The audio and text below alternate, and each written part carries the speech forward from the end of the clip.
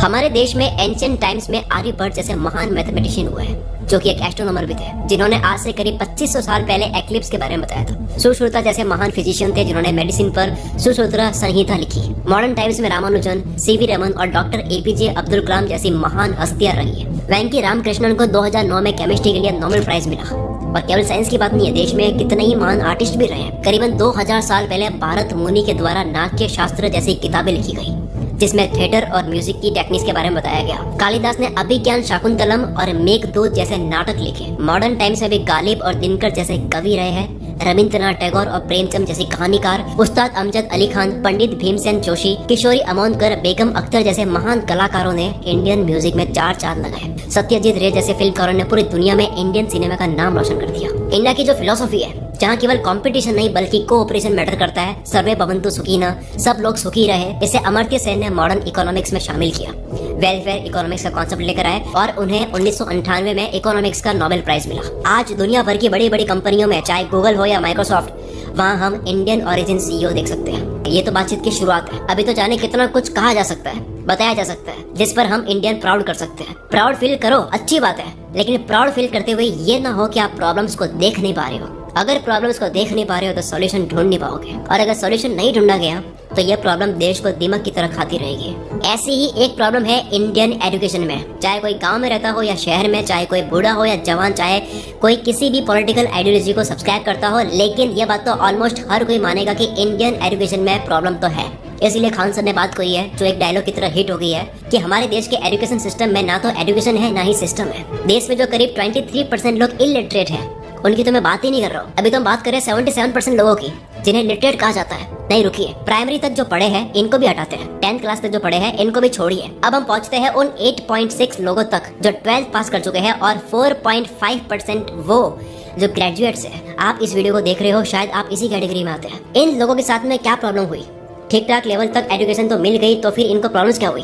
शायद आप प्रॉब्लम को समझ रहे होगे, मैं बात कर रहा हूँ अनएम्प्लॉयड होने की, और आप फटाक से बोल भी दोगे कि हमारे स्कूल्स में स्किल्स नहीं सिखाई जा रही है, वोकेशनल ट्रेनिंग नहीं है, एक्सेट्रा। खान सर ने भी ये बात कही थी, बहुत से लोग यही कहते हैं, सही है, मैं एग्री करता हूँ कि स्किल्स सिखानी चाहिए, ये बात जायज है।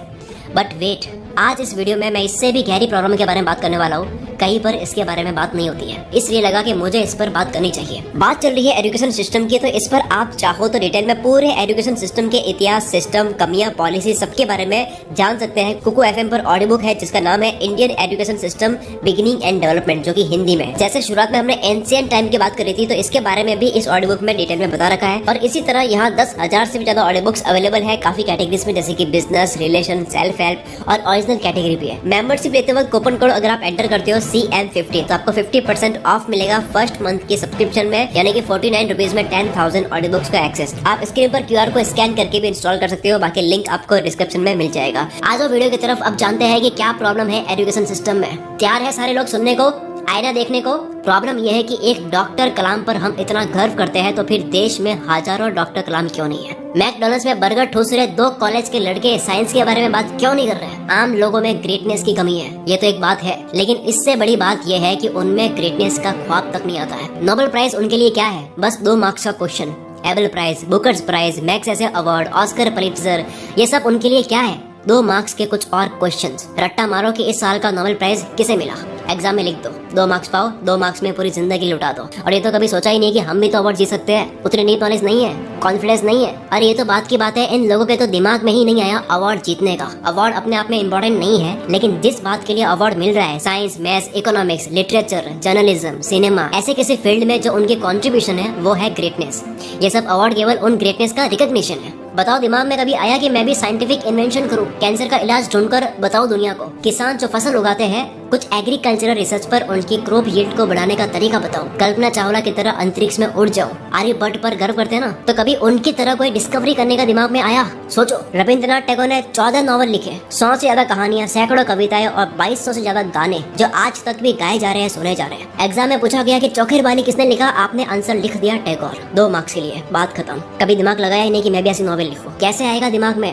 हिंदी सब्जेक्ट तो बहुत बोरिंग लगती है, हिस्ट्री पढ़कर तो नींद आती है, मैथ से हमें डर लगता है, फिजिक्स आपके सर के ऊपर से जाती है, जियोग्राफी पढ़ने का पॉइंट ही क्या है, आपको समझ ही नहीं आता, बायोलॉजी इस सब्जेक्ट का तो नाम ही मत लो, पॉलिटिकल साइंस का आपको लगता है कि ये लाइफ में कहाँ काम आएगी। कुल मिलाकर पढ़ाई ही आपको बकवास लगती है। आप टी शर्ट पर पहन के घूमते हैं I was born intelligent but education ruined मी। जो पढ़ाई में अच्छे होते हैं उनको आप गिस्सू का अगर अपने ईगो पर झंडू बाम मलते हैं और बैक बेंचर होना आपको कूल लगता है और आपके फेवरेट फिल्म स्टार इंटरव्यू में हंस कर बताते हैं कि मैं तो फेल हो गया था। माँ बाप या टीचर भी ये नहीं कहते कि पढ़ाई बोरिंग नहीं है, वो भी ये बोलते हुए मोटिवेट करते हैं कि बेटा अब जैसे भी है पढ़ाई